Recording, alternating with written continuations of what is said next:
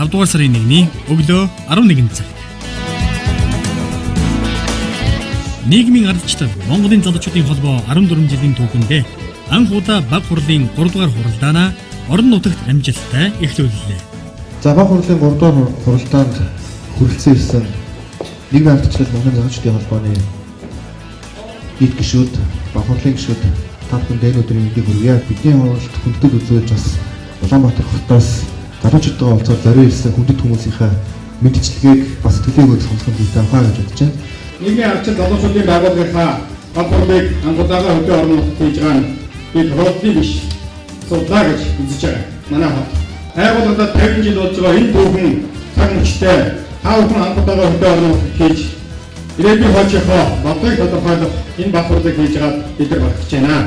Залуучуудынхаа хөгжлийн мэндийг ирээд дахин одод ирээд хуран суулж байгаа манай намын хамгийн олон хүчрхийг ирээдүй болсон залуучуудынхаа холбооны хуралд оролцож байгаадаа анх удаа оролцож байгаадаа баяртай байна. Уг хуралдаанаар нийгмийн ардчлал Монголын залуучуудын холбоо өнгөрсөн хугацаанд хийсэн ажил, бүтээсэн зүйлээ дүгнэхийн зэрэгцээ, цаашдын зорилт, цаг үеийн асуудлуудын талаар эх 6 сард хийх ажлын төлөвлөгөөг гаргалаа. Бид хамтдаа шийдвэрлэлийн тодорхойлж болсон холбооныхоо 4-р их хурлаас хойш шийдвэрлэх зохион байгуулалтаар ажиллаж эхлээд хагас жилийн хугацаа өнгөрч байна. Нэгэн хагас жилийн хугацаанд хийж хэмжүүлсэн зүйл аллаа оногод өрнөж дараагийн хагас жилийн зорилго зорилттой тодорхойлох хэлцгээр та бид залуусыг дахин одноо хүрэлцээгээд байна. Хүний биеийн 70% ус хөдөлгөөнтэй адил өнөөдөр Монгол улсын 66.8% 35% насны залуучууд байна. Тэдний 67.3% гэр хороолол орон нутагт амьдарч байна. Тиймээс манай холбооны үйл ажиллагааны үндсэн чиглэл цааш судалгааны төвлөрөлд тодруулан хэрэгж хэлжтэй гэдэг ойлгомжтой. Тиймээс төлөвлөсөж хийж чадаагүй. Ихэнх боломж амжилт хүрээгүй. Дүүс жигтэй хатан байсан дуртай зүйл. Холбооны хорооны үйл ажиллагаанд өдөр зөвлөлийн гишүүдийн оролцоо жиг биш байж ирлээ. Орон нутгийн салбар холбооны идэвхжнийг түвшин хүрээгүй.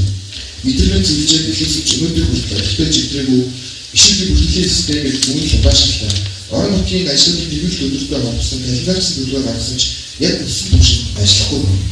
Энэ удаагийн хуралдааны онцлог нь цаашид хийж гүйцэтгэх ажлыг орон нутгийн залуус руу чиглүүлэн тэднийг дэмжихэд чиглэсэн дэд хөтөлбөрийн хүрээнд хийгдэх ажлуудын талаар тодорхой ярилцаж шийдсэн явдад оршиж байгаа юм. Тэгэхээр өнөөдөр бол бид нар хамгийн гол асуудал орон нутгийн залуус дэд хөтлөл гэсэн хөтөлбөрийг хөтлөж байгаа. За хоёрдугаарт нь баг хурлаа бас үйл ажиллагааны хувьд байнгын оролттой болгож залуучдын асуудлыг дискшн хийдэг, ярьдаг, хөөрдөг ийм байнгын институттэй болох гэсэн зорилготой. Гол зорилго маань өнөөдөр энэ асуудлыг шийдэх хааш найдаж.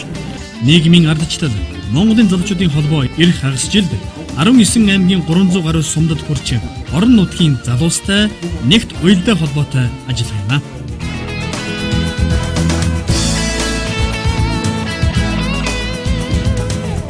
Эдгээрт нь орон нутагт анх удаа холбооны түүхийг баг хурлын хэлж байгаа. Энэ нь бид нар 3P гээд санал асуулгаар мөн 3P гээд судалгаагаар гарсан судалгааны дүгнэлтэнд тодорхойлсон юм алхам хийж байгаа.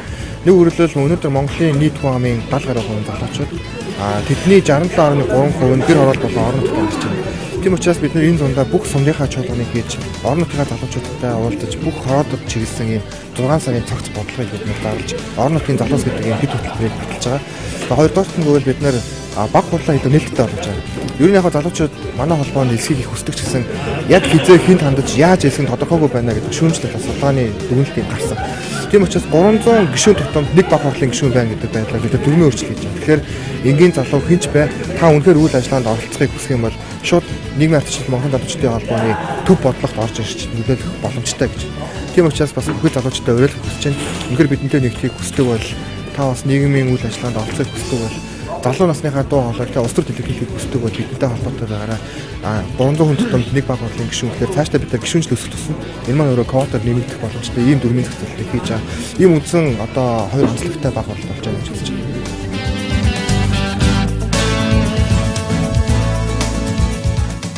Өнөөдрийн баг хурлал бол орон нутагт хийгдэж байгаа орон нутгийн хөгжил, орон нутгийн залуучдын байгууллагуудын үйл ажиллагааг төвчүүлэх зорилгоор хийгдэж байна. Энэхүү ажлын үр дүнгээр нийгмийн Монголын залуучдын холбоо 2012 оны улс төрийн сонгуулийг огтож хийх ажлаа яаж идэвхжүүлэх вэ? Хэрхэн ажлыг зохион байгуулж явах тал дээр санд бодлоо солилцсон үр дүнтэй сайхан болж байна. Мөн холбооны бүтэц зохион байгуулалтад шинжилэлт хийж байгаль орчин, нийгэм, улс төр, эдийн засаг, бизнес, боловсрол, соёл шинжлэх ухаан, гэр бүл, залуусын хөгжил, спорт, урлагийн гэсэн 6 байнгын хороодтой болсон нь хороодоор дамжуулан баг хурлын үйл ажиллагаа хэрэгжилтийг сайжруулах зорилготой юм. Баг хурлын 3 дугаар хуралдаанаар салбар холбоодын ажил дүгнэх журмыг баталж хамт олоноо өргөжүүлсэн салбар холбоо санхүүгийн шилдэг менежменттэй, хэвлэл мэдээллийн шилдэг менежменттэй, дотоод ажлын шилдэг менежменттэй, үндэсний хэмжээнд ажилласан шилдэг салбар холбоо зэрэг номинацаар салбар холбоодыг дүгнэх боломж нэрлээ. Энэ удаагийн баг хурлаар нийгэмдээ амжилт бүтээлээр дүүрэн яваа олон залуу бизнесмен, урлаг соёлын залуу одууд бидэнтэй нэгдлээ. Тухайлбал Хатан Эрдэнэ холбоог төлөөлж Монгол мис нэмжав, залуу маркетеруудын холбооны гүйцэтгэх захирал Зул Заяа, дуучин BX, хүмүүнлэгийн элч дуучин Анх Баяр нар байлаа. За ямар ч хорлын уур амьсгал маш сайхан байна, стресс ахуулаад. Тэгээд миний хувьд бол шинээр хэлсэж байгаа анхны хорлол тусгаж байгаа. Тэгээд энд бас цугсан зорилго нэгтэй залуучуудаа намжилт хүсье. За миний хувьд ч гэсэн энэ үедээ ирээд нийгмийн арчилгааны залуучдын холбооны 3 дахь баг хорлын гишүүнээр оролцож байгаа баяртай. Ямар байр суурь эзлэхтэй тэрийгээ бас өөрөө тодорхойлох цаашдаа бүсдээ үйлчлэх болох бас баштамжтай ийм үйл ажиллагаа хийж байна. Ахуйд аймгийн нийгмийн арчилгааны Монголын залуучдын холбоо. Нийгмийн арчилгааны Монголын залуучдын холбооны хамт холбоодоос өөрсдийн ажил хөдөлгөөнөөр бусдаа мандрын идэвх санаастай ажлыг өндөр үнэлж 2010 оны шилдэг салбар холбоогоор өргөжлөн шинжилгээ Монголын залуучдын зөвлөлт тархинд Монгол төвийн ирээдүйн хүн заяа дурастай ерөнхий чөлөөний хэрэгжил гаргасан хүндрэл хүчтэйг гатууж явж байна.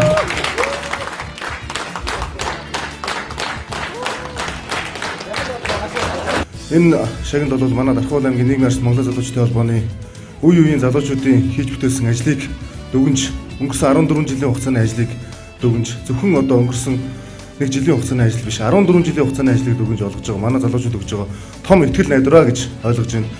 Улам илүү сайн ажиллах болно гэдгээ амлаж хэлэх таатай байна. Баярлалаа та бүхэнд. Дашрамд дуулахад 2012 онд нийгмийн ардчлал Монголын залуучуудын холбооны 15 жилийн ой тохиох бөгөөд ой гүгтэн 96 сарын хугацаанд 7 бүтээлч ажлын уралдаан зарлаж байгаа юм. Баг хурлын 3 дугаар хуралдааны дараа төлөөлөгч залуус маань хөтөлбөр ёсоор 2010 онд салбар холбоодоос ажил үйлс амжилт бүтээлээр нь тэргүүлсэн Дархан уул аймгийн нийгмийн ардчлал Монголын залуучуудын холбооны шинэхэн байртай танилцсан юм. Энэ үеэр аймгийн Ахмадын холбооны зүгээс залуустай амжилт хүсэж их зүйл хүлээж байгаагаа илэрхийлэн талархал гардууллаа. Нийгмийн ардчлал залуучуудын холбооны мянган залуучуудыг нэгтгэн их орон ард түмнийхээ тусын тулд их зүйлийг бүтээж байгаад талархаж энэхүү дурсамжийг хадгалуулваа. Төлөөлөгч залуус маань цааш Дархан уул аймгийн нийгмийн ардчлал Монголын залуучуудын холбооны нэрэмжит хүүхдийн тоглоомын талбай нээлтийн үйл ажиллагаанд оролцсон юм. Хүүхдийг гих бүхэн хашигдж цөөрч байгаа энэ үед залуусын сэдсэн хийсэн ажил залуу ирээдүйн рүүгээ хандсан нь оршин суугчдын талархлыг ихэд хүлээж байгаа юм.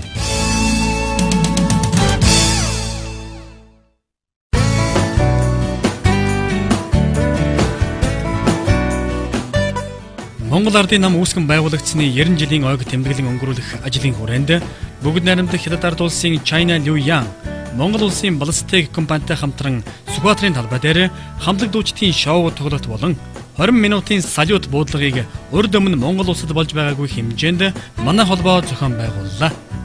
Уг арга хэмжээний нээлтэд Монгол улсын ерөнхий сайд Батболд урилгаар оролцсон юм. Нийгмийн арчил Монголын залуучуудын холбоо Япон улсад болсон газар хөдлөлт цунамиг улмаас гамшигт нэрвэгдсэн тус улсын ард түмэнд туслах хандивын арга хэмжээг Япон улсад туслах үндэсний хөдөлгөөнтэй хамтран зохион байгуулсан билээ. Энэхүү арга хэмжээний хүрээнд олон ажил хийгдсэний нэг нь гэрэлт зул хандивын арга хэмжээ байлаа.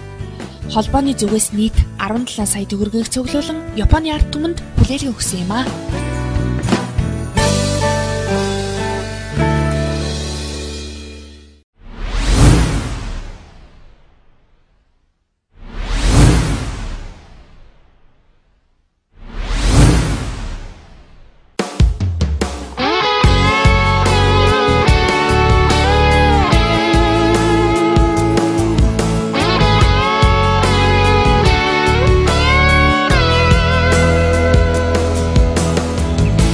өөрөө би яагаад юм бэ?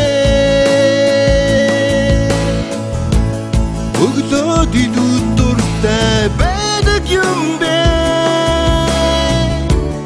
Өдрөг бүхнийг ангаагүй хэрнэ.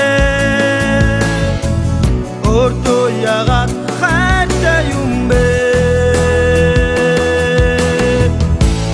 Зүг хүртэл намайг хүмөрөө Ардж байгаа юм шиг санагдана. Зүнгөрөө алхаж яваарыг хэлхэн надад. Жаргал ямар орхон юм бэ? Сэтгэл тодгоо жаргал байгаа. Тэрэггүй үсэл доргоо. Им сайхан газрын зүрхий энэ хэмрэлтөөс надад билгэлээ юу?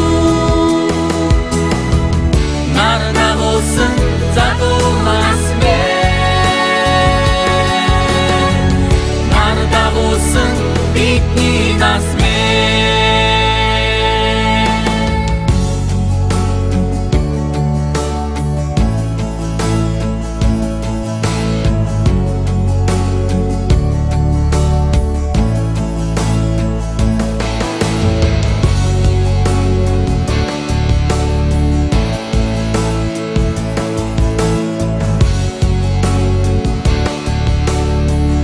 Хүсэл санаа минь яагаад юм бэ? Мөрөөдөлтөө мэдүү хайртай байдаг юм бэ? Бүхэн илүү дотон санагдаа. Амьдрал ямар сайхан юм бэ? Салих бүхэн надтай шинэлдээ.